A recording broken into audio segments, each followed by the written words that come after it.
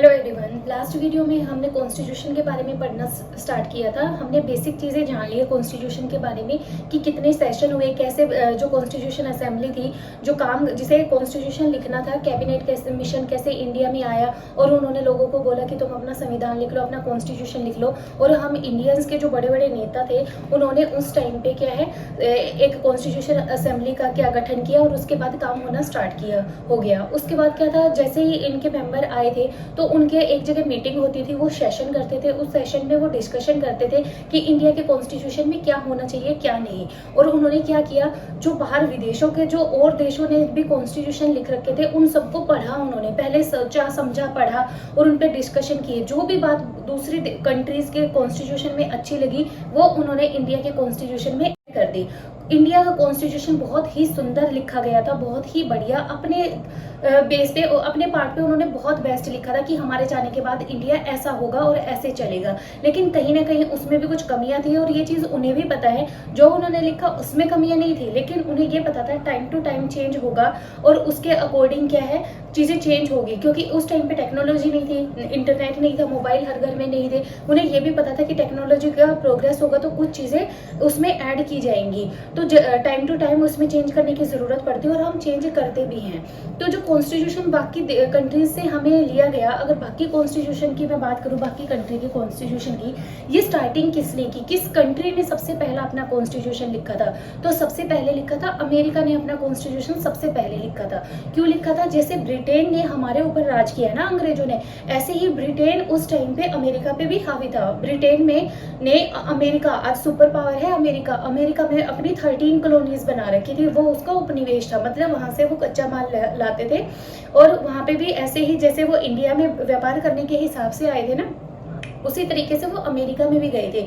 और अमेरिका में लेकिन अमेरिका के जो लोग थे वो बहुत ही समझदार थे। वो हम इंडियंस की तरह ना पोलाइट थे ना काइंड हार्टेड थे, वो अपने राइट्स जानते थे। हमारे यहाँ पे एक तो क्या है, अंग्रेजों ने 200 साल राज किया और 200 साल में क्या है, ये हम इंडियंस की गद्दारी रही। कुछ लालच के चक्कर में उनका अंग्रेजों का साथ देते चले गए, जिसके अकॉर्डिंग क्या है, इंडिया 200 साल गुलाम रह गया। लगभग 190 साल तो था ही था, लगभग 200 साल गुलाम रह गया इंडिया अंग्रेजों का। लेकिन जो अमेरिका के लोग थे वो अपने राइट्स के बारे में जानते थे, तो उन्होंने क्या किया, उसी टाइम से ही अंग्रेजों के खिलाफ उन्होंने प्रदर्शन करना शुरू कर दिया था। और जल्दी ही उन्होंने क्या किया, सिर्फ 10 साल में अमेरिका के लोगों ने 10 साल में ही वहां से क्या है, ब्रिटेन को वहां से चलता कर दिया कि अब या तो तुम हमें प्रतिनिधित्व दो, अदरवाइज तुम यहाँ से निकल जाओ। तो उन्होंने 10 साल में ही वहां से चलता कर दिया था। जैसे ही वो वहां से गए तो उन्होंने अपना एक कॉन्स्टिट्यूशन लिखा। सबसे पहले कॉन्स्टिट्यूशन लिखने वाला कौन है? अमेरिका। 1789 में इससे पहले ही उन्होंने अंग्रेजों को भगा दिया था वहां से। अंग्रेज भागे तभी तो उन्होंने कॉन्स्टिट्यूशन लिखा।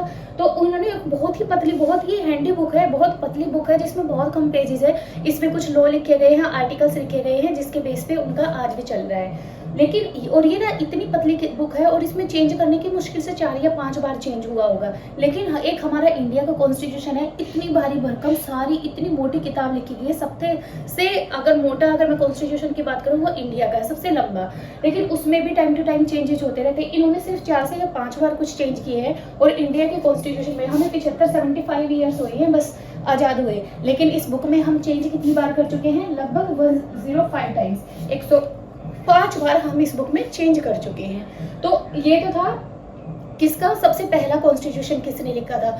अब जो इंडिया का कॉन्स्टिट्यूशन है उसके फादर तो मैंने बताया था किसको बोला जाता है, बी आर अम्बेडकर को। लेकिन अगर इसकी जननी की बात करें कि इंडिया के कॉन्स्टिट्यूशन की जननी यानी कि माँ कौन है, तो वो है ब्रिटेन का कॉन्स्टिट्यूशन, ब्रिटेन का संविधान। ब्रिटेन, क्योंकि ब्रिटेन वाले ही तो हम पे राज करते थे। ये जो इंडिया के लिए कानून बना रहे थे, जब ये हम पे वो राज कर रहे थे, जो इन्होंने इंडिया के लिए कानून बनाए थे वही एज इट इज मोस्टली हमने क्या है फॉलो कर रखे हैं। बहुत सारा पार्ट जो रूल रेगुलेशन का है जो ब्रिटेन ने हमारे लिए रखा था वही एज इट इज फॉलो हो रहा है। कॉन्स्टिट्यूशन में वही एज इट इज कॉपी कर लिया गया है। 1935 में भारत सरकार अधिनियम आया था। ये भारत सरकार अधिनियम जो था वो बेस था किसका? इंडियन कॉन्स्टिट्यूशन का। लेकिन ये देखो ब्रिटेन जो है इसमें राजा और रानी, यहाँ तो क्या है महारानी का राज होता है ना, महारानी बनती है, महारानी एलिजाबेथ बनी है। तो ब्रिटेन वालों ने आज तक अपना कॉन्स्टिट्यूशन नहीं लिखा है। ये और बिना कॉन्स्टिट्यूशन के ही ये अपना सारा सिस्टम इतने अच्छे से फॉलो करते हैं। इन्होंने क्या किया, जैसे राजा रानी होते थे, राजा रानी के टाइम पे इन्होंने ये देखो खुद तो दुनिया पे राज कर रहे थे, लेकिन जब इन्हें लगा कि इनकी कंट्री में राजा रानी की ही इंपॉर्टेंस ज्यादा रहेगी और आम आदमी की इंपॉर्टेंस नहीं है, तो इन्होंने 1688 में एक रिवॉल्यूशन किया ब्रिटेन में अपने राजा रानी के खिलाफ। और इस रिवॉल्यूशन के बाद इन्होंने फाइनल कर दिया कि आप राजा रानी हो, ठीक है रहो, हम आपकी बात सुनेंगे, लेकिन हमें क्या चाहिए, हमें यहाँ पे गवर्नमेंट बनाना पड़ेगा जिससे हम अपनी आम आदमी की बात भी उनके सामने रख सके। तो 1688 में जो अभी तक इनकी महारानी ब्रिटेन का राज चल रहा था, उसके बाद महारानी ब्रिटेन का राज आज भी है इनकी कंट्री में, लेकिन इनके साथ साथ क्या है, एमपी एमएलए भी बनते हैं जो आम आदमी की बातों का और उनके अधिकारों का ध्यान रखते हैं। इन्होंने कोई भी अभी तक बुक नहीं लिखी है कॉन्स्टिट्यूशन के नाम पे। ये बस क्या है, जैसे एक रानी जो स्टार्टिंग की रानी थी उसने कोई रूल बना दिया तो सबको वही रूल फॉलो कर लिया, उसके बाद दूसरी रानी हुई तो उसके बाद क्या है, कुछ रूल बनाए, वो एज इट इज मुंह जबानी याद है, इन्हें लिखने की जरूरत नहीं पड़ी। लेकिन फिर भी जो ब्रिटेन के रूल रेगुलेशन जो हमारे लिए लिखे गए थे, इन्होंने इंडिया में रह के कर रहे थे, उसी को ही हमने एज इट इज कॉपी कर लिया है। और इसीलिए ब्रिटेन के कॉन्स्टिट्यूशन को ही क्या बोला जाता है, हमारी इंडिया की जननी बोला जाता है। इनका अपनी खुद की कंट्री में कोई भी कॉन्स्टिट्यूशन नहीं लिखा गया, इनके कुछ रूल है वो इन्हें एज इट इज जैसे बाप है, बाप से बेटे को आ गए, ऐसे पीढ़ी दर पीढ़ी इन्हीं मुंह जुबानी याद है, इन्हें लिखने की जरूरत नहीं पड़ी। और एक ऐसी कंट्री है कनाडा, कनाडा का कुछ पार्ट जो कॉन्स्टिट्यूशन का वो लिखित है और कुछ अलिखित है, कुछ लिखा गया है और कुछ लिखा नहीं गया है, वो एज इट इज ऐसे ही रूल फॉलो हो जाते हैं उनके। तो अब ये बात बता दी मैंने कि कॉन्स्टिट्यूशन कहाँ से और किसने स्टार्टिंग में लिखा था। अब जितना हमने कल की वीडियो में पढ़ा था उसके कॉन्स्टिट्यूशन के हमारे कुछ फीचर निकल के आए कि इसमें क्या क्या विशेषताएं हैं। सबसे पहला क्या निकला कि लिखित एवं लोक निर्मित। ये लिखा हुआ है, जो हमारा कॉन्स्टिट्यूशन हैंड रिटन है, लिखित है, कैलीग्राफी में लिखा गया है, और लोक निर्मित है। इसको मिलके किसने बनाया है, लोगों ने पूरे इंडिया से मेंबर सिलेक्ट होके आए थे, उनके पक्ष और विपक्ष के साथ मिलकर इसे लिखा गया है, लोगों के द्वारा बनाया गया है और रिटन दस्तावेज है ये। विभिन्न संविधानों से उद्धृत, विभिन्न अलग अलग संविधानों से अलग अलग कंट्री के जो भी कॉन्स्टिट्यूशन थे उन सबको पढ़ के, उनको समझ के और उनसे जो बेस्ट पार्ट है वो लिया गया है इसमें। थर्ड है लोकतांत्रिक व्यवस्था। लोकतांत्रिक व्यवस्था, इंडिया में डेमोक्रेसी सबसे ऊपर है, लोग ही सब कुछ है, लोग ही सर्वोपरि हैं। वो चाहे किसी को वोट दे, किसी को भी राजा बना के पीएम बना के कुर्सी पे बिठा दे, और वो चाहे किसी को भी गिरा सकते हैं। तो इसमें क्या है, डेमोक्रेसी की पावर सबसे ज्यादा है कि सबसे पावरफुल आदमी इंडिया में कौन माना गया है, जो पीपल है इंडिया के, उनके हाथ में वोटिंग राइट है, वो सबसे बेस्ट पार्ट है। फोर्थ है स्वतंत्र एवं निष्पक्ष न्याय प्रणाली, इंडिपेंडेंस ऑफ जुडिशरी। अब देखो, जो भी कॉन्स्टिट्यूशन लिखा गया था इसमें आम आदमी को कुछ हक दिए गए थे, कुछ जिन्हें हम फंडामेंटल राइट्स बोलते हैं। वो जो आम आदमी है, जो लोकल आप, मैं, मिडिल क्लास, गरीब आदमी है, अमीर आदमी है, सबके लिए कुछ राइट्स, जैसे ही कोई बच्चा इंडिया में पैदा होता है तो उसे कुछ राइट मिलते हैं, जो उसके जन्मसिद्ध अधिकार है, इंडिया में पैदा होते हैं उसे ऑटोमेटिकली वो अधिकार मिल जाते हैं। और अगर उनका वो फंडामेंटल राइट्स क्या है, 6 है, और उनके भी सब पार्ट बहुत ज्यादा है, वो हम नेक्स्ट वीडियो में कवर करेंगे कि हर आदमी के, इंडियंस के कौन कौन से फंडामेंटल राइट्स हैं। अगर उन फंडामेंटल राइट्स को कोई भी छीनने की कोशिश करता है, चाहे वो पीएम ही क्यों ना हो, सीएम ही क्यों ना हो, चाहे कोई भी किसी भी पोस्ट पे बैठा है, तो उसकी सीधी सुनवाई कहाँ पे होगी, सुप्रीम कोर्ट में होगी। अगर वो चाहे तो सुप्रीम कोर्ट में अपील डाल सकता है। सुप्रीम कोर्ट जो है वो आम आदमी के केस नहीं लेता, वो किसके केस सुनता है, सिर्फ 2 स्टेट आपस में लड़ पड़ी, या एक स्टेट का दूसरी स्टेट से कोई झगड़ा हो गया, दोनों एक ही स्टेट के अंदर कुछ बड़ा इशू हो गया है, इस तरीके के मुद्दे देखते हैं, स्टेट के, कंट्री के, ऐसे मुद्दे चलते हैं, उसमें आम आदमी का नहीं होता। लेकिन अगर बात फंडामेंटल राइट्स की है, कोई हमारे फंडामेंटल राइट्स से छीनने की कोशिश कर रहा है, तो हम सीधी सुनवाई कहाँ पे हो सकती है, हमारी सुप्रीम कोर्ट में। हम सारा काम काज छोड़ के अगर हम सुप्रीम कोर्ट में जाके बोलते हैं, ये दलील देते हैं कि हमारे फंडामेंटल राइट्स को छीना गया है, तो सुप्रीम कोर्ट अपना सारा काम छोड़ देगा और वो सिर्फ हमारे सुनेगा। क्यों सुनेगा? क्योंकि ये कॉन्स्टिट्यूशन में लिखा गया है, अगर कोई भी आदमी किसी दूसरे के, चाहे वो गरीब है, अमीर है, उसके फंडामेंटल राइट्स को अगर छीनता है तो सीधा सुनवाई कौन करेगा? सुप्रीम कोर्ट करेगा। उसके बाद ये स्वतंत्र और निष्पक्ष न्याय प्रणाली, और इस मामले में क्या है, ये कोई भी पार्शियलिटी नहीं करेगा सुप्रीम कोर्ट, इसलिए क्या है, इंडिपेंडेंस ऑफ जुडिशरी। ठीक है। उसके बाद है हमारा मौलिक फंडामेंटल राइट्स, जो मैं अभी बता चुकी हूँ। फंडामेंटल राइट्स क्या है, इसकी एक अलग से वीडियो बनेगी, पूरा एक्सप्लेन करना पड़ेगा, ये हम नेक्स्ट वीडियो में करेंगे। ये हर आदमी को दिए गए हैं, इंडिया में पैदा होते ही ऑटोमेटिकली अपने आप मिल जाते हैं।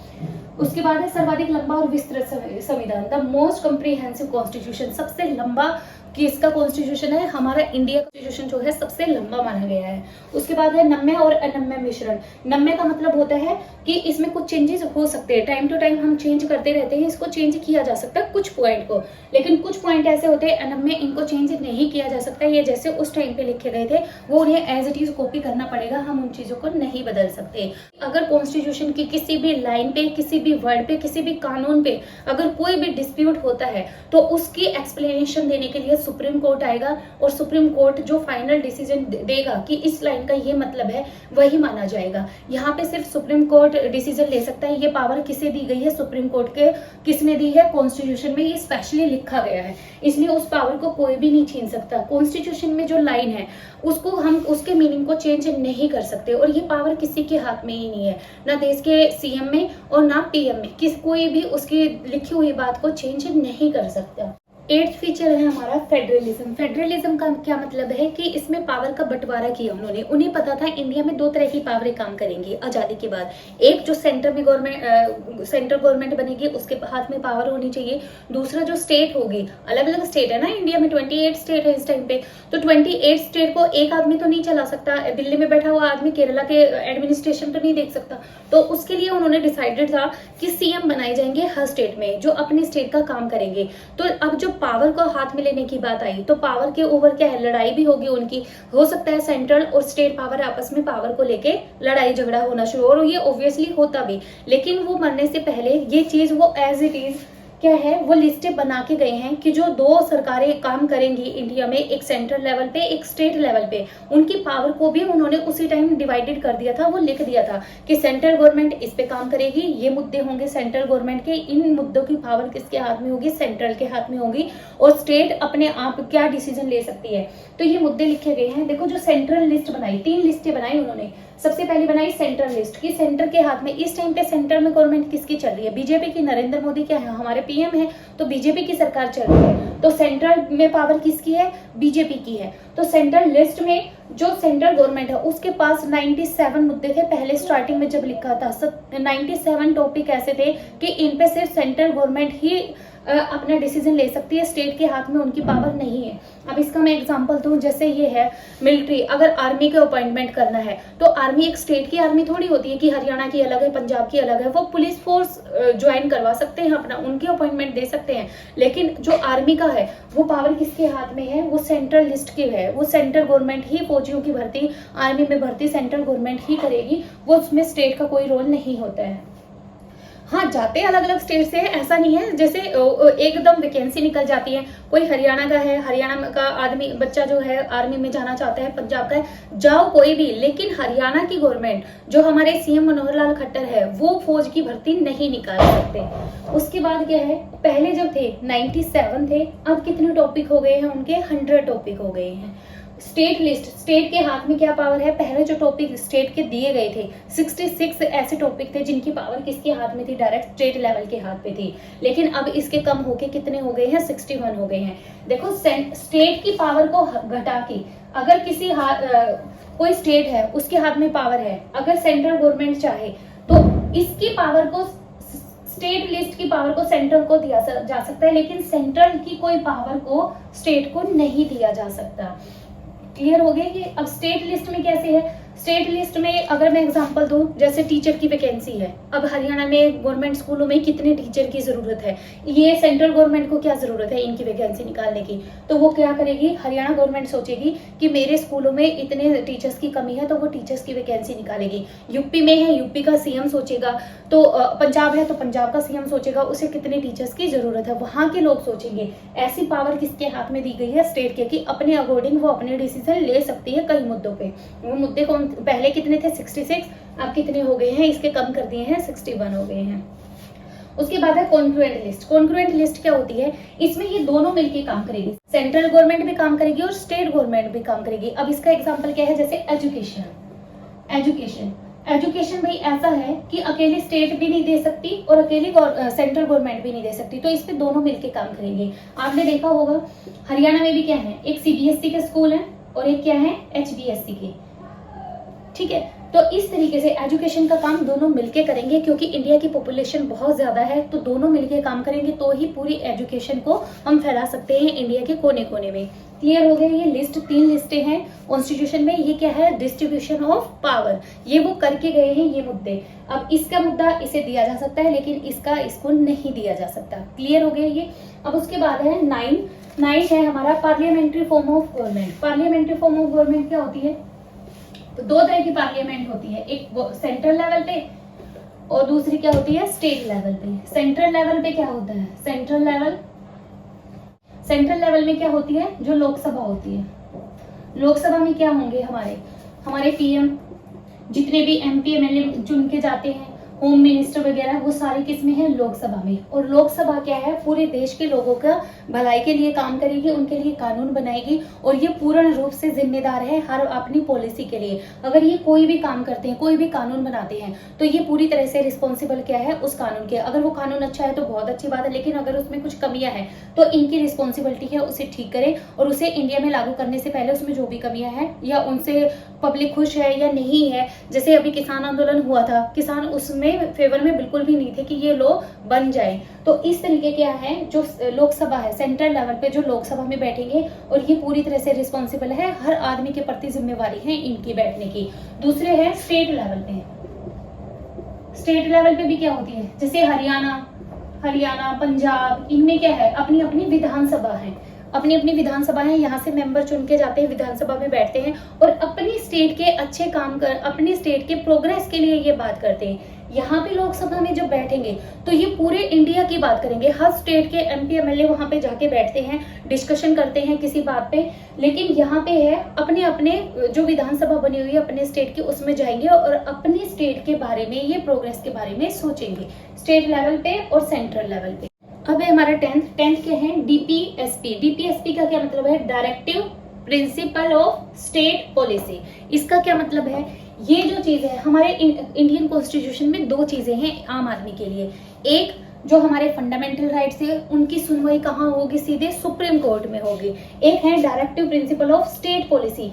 ये क्या होते हैं? ये कोई भी स्टेट चाहे तो इन्हें अपना सकती है। ये आम आदमी के हित के बारे में है, आम आदमी की भलाई के बारे में लिखी गई है। इसमें कि औरत को और आदमी को अगर काम करवाया जाता है, सेम जॉब पे है, तो अलग अलग सैलरी नहीं देनी चाहिए। अगर कोई किसी के यहाँ वर्कर है और तो उसे अच्छा माहौल देना मालिक की जिम्मेवारी है, जिसके घर चाहे नौकर कोई भी काम कर रहा है तो अच्छा एनवायरनमेंट देना। ऐसी बहुत सारी चीजें क्या है? डीपीएसपी में लिखी गई है। लेकिन इनके खिलाफ अगर ये स्टेट की मर्जी है, वो चाहे तो इन्हें फॉलो करे, वो चाहे तो ना करे, इनके खिलाफ कहीं भी सुप्रीम कोर्ट में कोई भी सुनवाई नहीं हो सकती है। हम क्या पढ़ चुके हैं? हमारे कॉन्स्टिट्यूशन के फीचर के बारे में पढ़ चुके हैं। कॉन्स्टिट्यूशन कैसे बना, उसकी क्या नीड थी। हम पढ़ेंगे प्रीएम्बल ऑफ कॉन्स्टिट्यूशन के बारे में।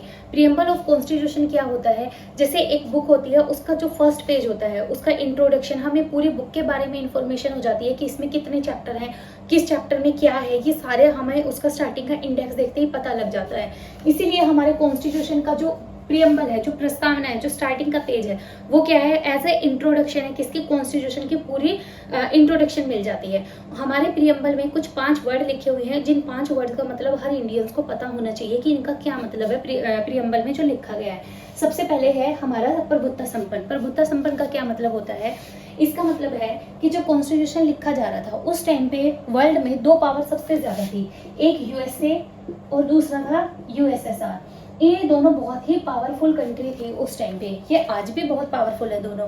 तो इन दोनों के बीच में हमेशा कोल्ड वॉर रहता था, लड़ाई नहीं होती थी, कोल्ड वॉर होता था इनके बीच में। कोल्ड वॉर क्या है?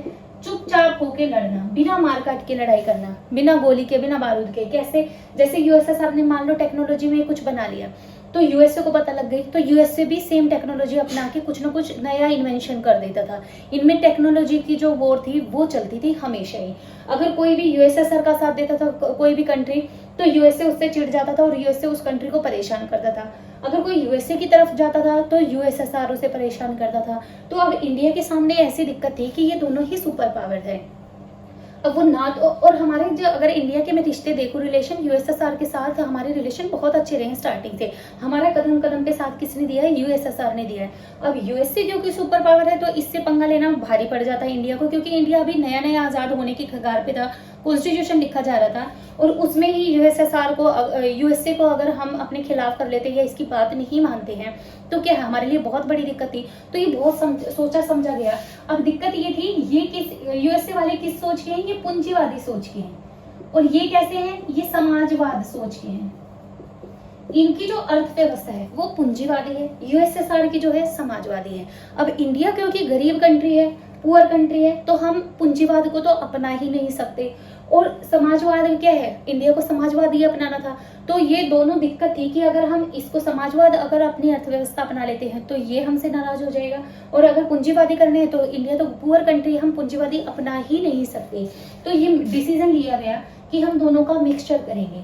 तो इन्होंने बोला, हमारे जो लीडर थे, कि हम इंडिया की अर्थव्यवस्था कैसी अपनाएंगे, अर्थव्यवस्था मिश्रित अर्थव्यवस्था होगी इंडिया की। अब ये अर्थव्यवस्था पूंजीवादी, समाजवाद और मिश्रित अर्थव्यवस्था क्या है, ये ध्यान से देखिए। पूंजीवादी लोग होते हैं जो अमीर लोग, जो प्राइवेट सेक्टर होता है, कि प्राइवेट, इनका मानना ये है, वैसे भी यूएसएसआर में यूएसए में कोई भी गरीब नहीं है, यहाँ कोई भिखारी नहीं मिलेगा आपको काम करते हैं, यहाँ सब लोग काम करते हैं। यूएसएसआर क्या है, ये भी समाजवाद का जो सबसे पहला रूप था वो फ्रांस रिवॉल्यूशन में मिला था हमें।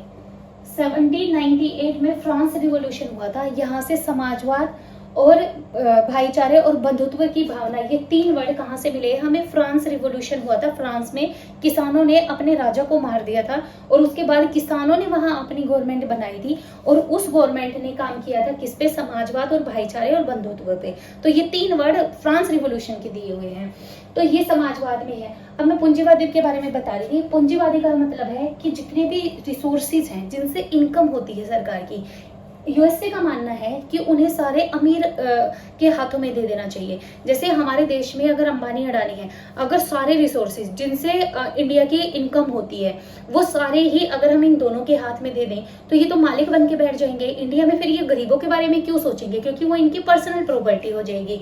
तो ये इस बात पे फोकस करते हैं कि सारे रिसोर्सेज जिससे लोगों का भला हो सकता है, गवर्नमेंट जिनको रोजगार दे सकती है, नौकरी दे सकती है, वो सारे किसके हाथ में जाने चाहिए, पूंजीवादी के, अमीर लोगों के हाथ में जाने चाहिए। ये जैसे करें अपने तरीके से करें। लेकिन समाजवाद क्या कहता है, समाजवाद कहता है कि गवर्नमेंट को हम टैक्स पे करते हैं तो गवर्नमेंट को इंडिया लोगों के लिए भलाई का काम करना चाहिए। कैसे समाजवाद है, तो सरकार को रेल चलानी चाहिए, ठीक है, क्योंकि हम टैक्स पे करते हैं तो आम जनता की फैसिलिटी के लिए, आने जाने के लिए रेल प्रोवाइड करनी चाहिए। स्कूल अच्छे बनाने चाहिए जहाँ पे क्या है हमें एजुकेशन सस्ती और अच्छी एजुकेशन मिल सके। हॉस्पिटल होने चाहिए, हॉस्पिटल्स बनाने चाहिए। अब ये समाजवाद कैसे काम करेगा, देखो रेल, स्कूल, हॉस्पिटल्स, अगर ये चीजें सरकार ओपन करती है तो इनमें वैकेंसी भी निकलेंगी। वैकेंसी निकलेंगी तो क्या होगा, वहाँ पे जॉब के लिए बहुत बच्चे अप्लाई करेंगे। यहाँ पे जब अप्लाई करेंगे गवर्नमेंट जॉब के लिए, अप्लाई कोई भी कर सकता है, चाहे वो अमीर है, चाहे वो गरीब है, चाहे वो रिच है, चाहे पुअर है, ठीक है।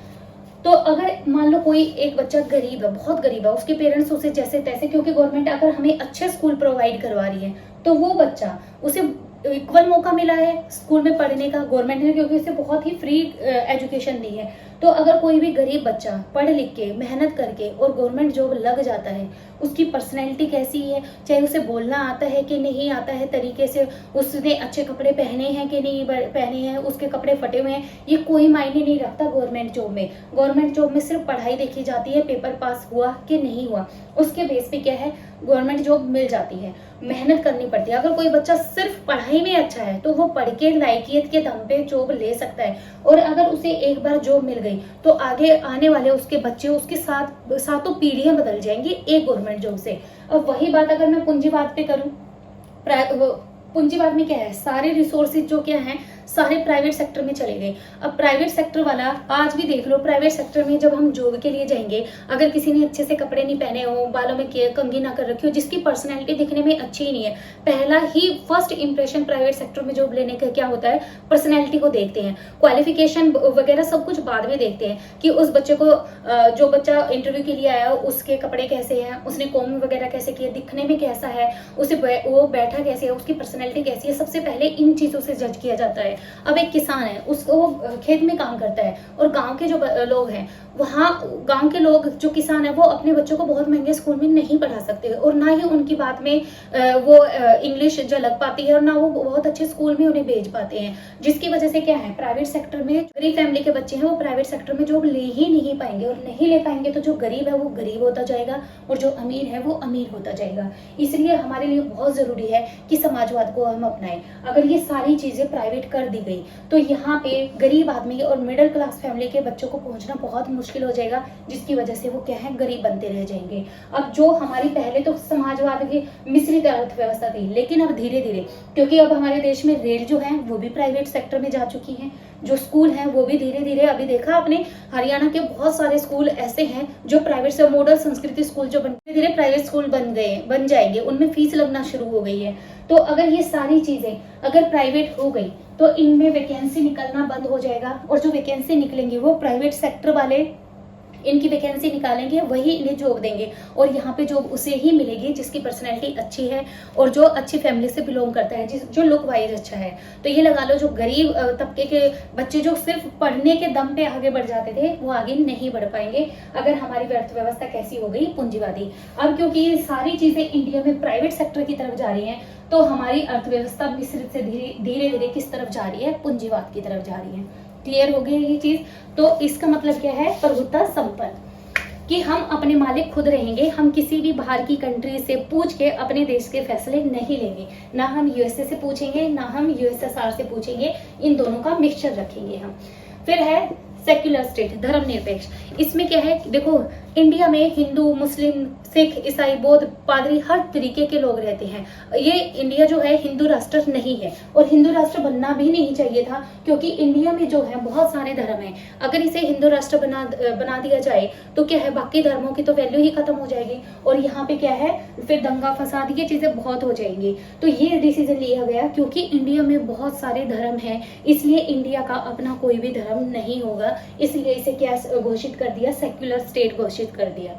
उसके बाद है थर्ड, लोकतंत्र, डेमोक्रेटिक स्टेट। इसका मतलब क्या है, डेमोक्रेटिक मतलब by the people for the people, कि लोग वोट डालेंगे, वोटिंग अधिकार है उन्हें, 18 साल और 18 साल से ज्यादा का जो भी हो जाएगा उसको क्या है, वोटिंग राइट मिल जाएगा। ये जनता के हाथ में है, जनता सबसे ऊपर है, जनता जनार्दन सबसे ऊपर है। वो चाहे किसी को वोट देके राजा बना सकती है, वो चाहे तो उसे वोट देके अगले साल उतार भी सकती है।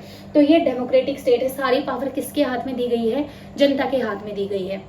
अब देखो मैंने बताया था इसमें टाइम टू टाइम चेंज होते रहते हैं कॉन्स्टिट्यूशन में, और इसमें जो चेंज है, पहले जो थी वो 21 साल एज हुआ करती थी, 21 साल का बच्चा ही वोट दे पाता था, लेकिन ये 61वां अमेंडमेंट हुआ, संशोधन हुआ, चेंज हुआ 61वां संविधान संशोधन था, जिसमें उम्र को 21 से हटा के कब कर दी गई, 18 कर दी गई थी। 18 साल, पहले कितनी थी स्टार्टिंग में, 21 साल, और बाद में 61वां जब चेंज किया गया कॉन्स्टिट्यूशन में तो कितनी हो गई थी, 21 से घटा के 18 साल का बच्चा वोट दे सकता था। अब है रिपब्लिक, गणराज्य। रिपब्लिक का क्या मतलब होता है कि रिपब्लिक में क्या है, इसमें कोई भी पद, जो भी पोस्ट है वो पैतृक नहीं है। मतलब ऐसा नहीं है कि जैसे हमारा प्रेसिडेंट ले लो, प्रेसिडेंट जो बन गए, जरूरी बिल्कुल भी नहीं है कि प्राइम मिनिस्टर जो बने हैं आगे उसका बेटा ही, जैसे राजा का बेटा ही राजा बनता था ना, ऐसा बिल्कुल भी नहीं है कि जो प्रेसिडेंट है और जो पीएम है आगे उनके बच्चे ही पीएम और प्रेसिडेंट बनेंगे, ऐसा बिल्कुल भी जरूरी नहीं है। यहाँ पे इलेक्शन होते हैं प्रेसिडेंट के भी, हम डायरेक्टली वोट नहीं करते, उसके वोट जो लोकसभा के और विधानसभा में और राज्यसभा में जो मेंबर होते हैं वो वोट करते हैं, वो वोट डालते हैं। अगर कोई भी है राष्ट्र प्रेसिडेंट है, जैसे प्रेसिडेंट जैसे हमारे थे पहले डॉक्टर राजेंद्र प्रसाद, वो 2 बार बने थे। इलेक्शन होगा हर 5 साल में, प्रेसिडेंट कितने साल के लिए चुना जाता है, 5 साल के लिए। अगर 5 साल में उसने काम अच्छा किया है तो वो दोबारा भी री इलेक्टेड हो सकता है, लेकिन ये पद बिल्कुल भी पैतृक नहीं है कि बाप के बाद बेटे को ही मिलेगा, ऐसा बिल्कुल भी नहीं है। तो इसलिए हम कैसे हैं, हम रिपब्लिक हैं। उसके बाद है समाजवाद।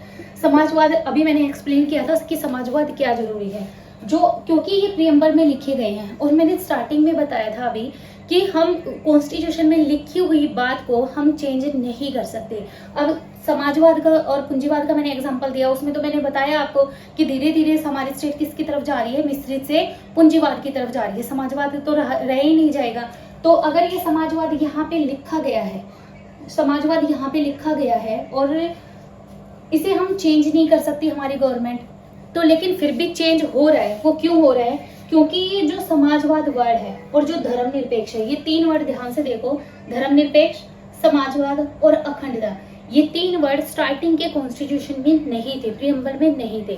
प्रियम्बल जो हमारी है इसमें सिर्फ एक बार चेंज किया गया है, और वो चेंज कब हुआ था? जब 42वां संविधान संशोधन अमेंडमेंट किया जा रहा था 42, अभी मैंने 61 में बताया था, जिसमें वोट डालने की एज कम कर दी गई थी 21 से 18 साल। इसी तरह 42वां संशोधन हुआ था, और 42वें संशोधन में क्या था? इंदिरा गांधी इस टाइम पे देश की पीएम थी, 1976 था, इस टाइम पे इंदिरा गांधी देश की पीएम थी। उन्होंने इस प्रियम्बल में सिर्फ एक बार चेंज किया था, उन्होंने ये 3 वर्ड, धर्मनिरपेक्ष, कि इंडिया का कोई भी धर्म नहीं होगा, धर्मनिरपेक्ष, समाजवाद और अखंडता, ये 3 वर्ड उन्होंने ऐड किए थे। इसलिए सरकार ये दलील भी दे सकती है, जब ये सारी चीजें प्राइवेट हो रही है और बोला जा रहा है कि समाजवाद के लिए क्यों काम नहीं कर रहे हैं आप लोग, तो ये एक मुद्दा ये बन चुका है कि जो रियल कॉन्स्टिट्यूशन है उसमें ये तीनों चीजें, ये 3 वर्ड लिखे ही नहीं गए थे।